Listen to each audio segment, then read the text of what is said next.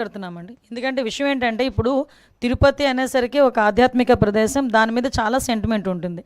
తిరుపతిలోని ఎక్కడైనా ఏదైనా చిన్నది అంటే మాంసాహారం ఎక్కడ దొరికినా, ఒక సిగరెట్ దొరికినా, లేకపోతే ఏదైనా మద్యపానానికి సంబంధించిన అంశాలు ఏమైనా దొరికినా కూడా భక్తుల మనోభావాలు దెబ్బతినే పరిస్థితులు ఉంటాయి.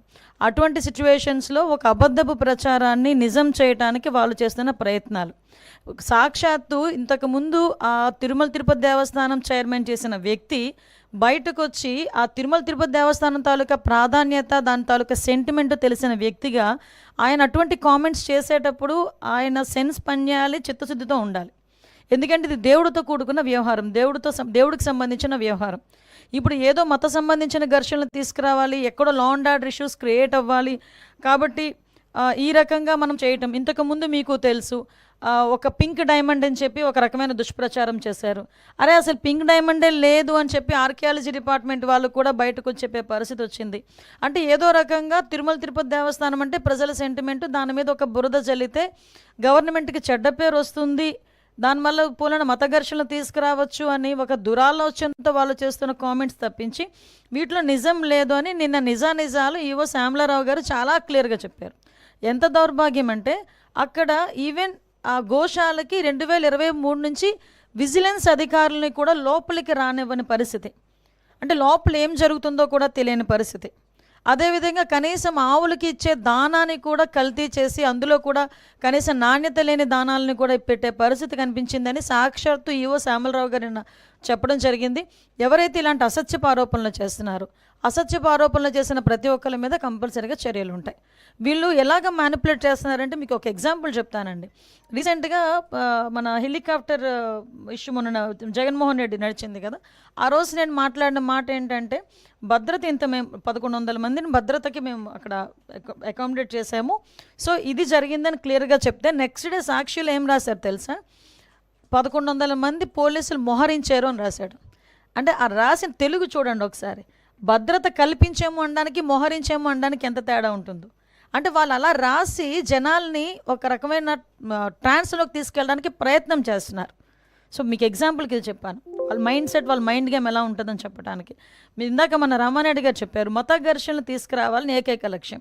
దానికి ఏం చేశారంటే పాపం పాస్టర్ ప్రవీణ్ పగడాల గారిని ఏదో రకంగా ఓన్ చేసుకుందామని చెప్పి ప్రయత్నం చేసి వాళ్ళ తాలూకా కొంతమంది మనుషుల్ని పాస్టర్గా క్రియేట్ చేసుకొని రకరకాలుగా వాళ్ళ మీద ఎంత అంటే ఒక పాస్టర్ నోట్ నుంచి కొన్ని పదాలు మనం వినం ఎట్టి పరిస్థితుల్లోని కూడా. అటువంటిది మేము పాస్టర్ ముసుగులో కొంతమంది బయటకు వచ్చి నోటికి వచ్చినట్టు మాట్లాడారు. అయినా కూడా గవర్నమెంట్ చాలా నెమ్మదిగా ఉండి ఇట్టి పరిస్థితుల్లోని సమయం కోల్పోకుండా పోలీస్ డిపార్ట్మెంట్ వాళ్ళు కానీ మేము కానీ చాలా బ్యాలెన్స్డ్కి వెళ్ళాం. ఈ మధ్యకాలంలో జరిగిన సంఘటనలు మీకు తెలిసే ఉంటుంది. నరసన్నపేటలోని ఒక టెంపుల్ మీద వెళ్ళి జీసస్ వర్డ్స్ రాయించారు, ఒక చర్చ్ దగ్గరికి వెళ్ళి జై శ్రీరామ్ అని రాయించారు. అంటే ఇలాంటి సంఘటనలు చూస్తుండేటప్పుడు ఏదో విధంగా మత కల్లోహాలు తీసుకురావాలి, ఇక్కడ లా అండ్ ఆర్డర్ ఇష్యూస్ని క్రియేట్ చేయాలి అన్న ఒక దృక్పథం అన్నది చాలా క్లియర్గా కనిపిస్తుంది.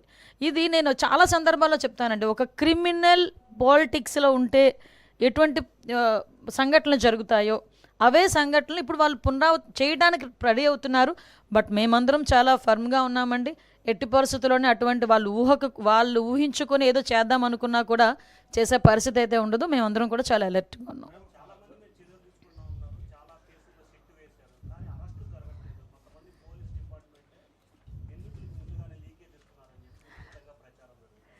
మీ దేవుడి దయవల్ల మీరే ప్రచారం అన్నారు కాబట్టి సంతోషం. నిజంగా నేను అలాగని చెప్పి మీరు అన్నదాన్ని నేను కాదు అని చెప్పట్లేదు. ఎక్కడో అక్కడ కొన్ని మూలాలు అయితే ఉంటాయి. ఇప్పుడు మ్యాక్సిమం అంతా ప్రక్షాళన జరిగింది. ఇంకా ఎక్కడైనా మూలాలు ఉంటే కూడా మీరు చెప్పిన దాన్ని కూడా మేము కన్సిడర్లోకి తీసుకొని మేము కూడా విచారణ చేసుకుంటాం. కానీ అటువంటి పరిస్థితి అయితే యాజ్ ఆఫ్ నో మా దగ్గర ఎక్కడ లేదు.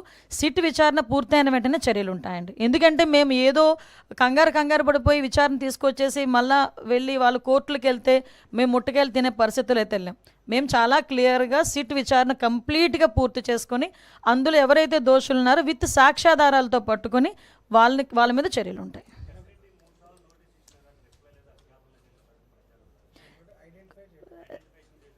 సార్ అది సిట్ చర్యలు దర్యాప్తు జరుపుతుంది. కొన్ని వాళ్ళ దర్యాప్తు జరిగేటప్పుడు మనం ఇంటర్నల్గా దానిలో మనం ఇన్వాల్వ్ అవ్వకూడదు. దర్యాప్తు పూర్తయిన తర్వాత ఎవడు తప్పించుకోడండి. మొత్తం ఒక విషయం చెప్తున్నాను, తప్పు చేసిన వాడు ఎవడు కూడా తప్పించుకోలేడు. డెఫినెట్గా చర్యలు అయితే ఉంటాయి.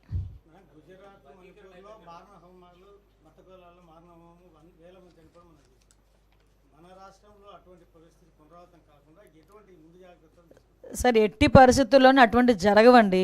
ఫ్యాక్షన్ లాంటి ఊర్లనే చంద్రబాబు నాయుడు గారు అనే వ్యక్తి ఫ్యాక్షన్ లేకుండా చేసిన పరిస్థితి.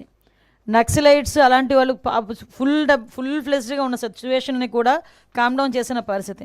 అటువంటి వ్యక్తి ఈరోజు మత ఘర్షణలు అని చెప్పి అంటే ఎవరో ఇంటెన్షనల్గా చేయాలి అనుకుంటే మేమే ఈరోజు మీకు చెప్తున్నాం, 2-3 ఇలా ప్రయత్నం చేశారు, మేము తిప్పుకొట్టుకున్నామని.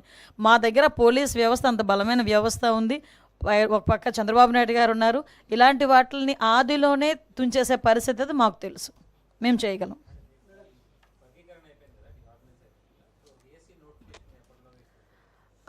నాకు తెలిసి ఒక వర్గీకరణ ఆర్డినెన్స్ వస్తుందండి, 2 days ఆమోదించింది. ఆర్డినెన్స్ వచ్చిన వెంటనే డిఎస్సి నోటిఫికేషన్ వచ్చేస్తుంది, అయిపోతుంది.